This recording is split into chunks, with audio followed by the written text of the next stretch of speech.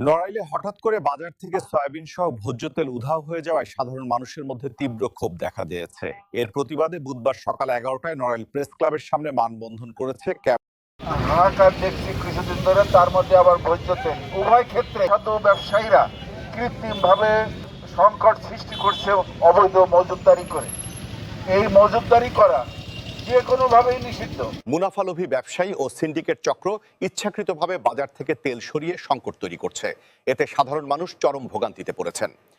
Soybean তেলের বাজারের সক্রিয় সিন্ডিকেট চক্র চিহ্নিত করে অপরাধীদের বিরুদ্ধে দৃষ্টান্তমূলক শাস্তি ব্যবস্থা নিশ্চিত করতে হবে। ক্যাব নেতারা বাজার মনিটরিং জোরদার, নিয়মিত অভিযান এবং নন ফুড গ্রেড ড্রামে তেল বিক্রি বন্ধের দাবি জানান। দ্রুত সরবরাহ স্বাভাবিক না হলে আরও কঠোর কর্মসূচির হুঁশিয়ারিও দেওয়া হয়েছে।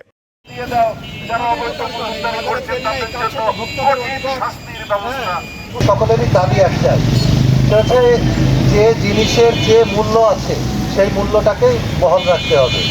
আমরা দেখতে পাচ্ছি একটি অসাধু চক্র এই মুহূর্তে বাজারকে অস্থিতিশীল করবার জন্য সয়াবিন তেলের এক প্রকার কৃত্রিম সংকট তৈরি করছে। কিন্তু আমরা যারা সাধারণ ক্রেতা, আমরা যারা সাধারণ ভোক্তা, আমরা যারা এই সুবিধাটি চাই, আমাদের দাবি এইটাই, সংকটের বিরুদ্ধে প্রশাসনের যথাযথ কার্যকর পদক্ষেপ গ্রহণ করতে হবে, যাতে এই কৃত্রিম সংকট কেউ তৈরি করতে না পারে। অবিলম্বে এই ঘটনায় প্রশাসনকে দ্রুত পদক্ষেপ নিতে হবে। সচেতন নাগরিকরা এই দাবি জানিয়েছেন।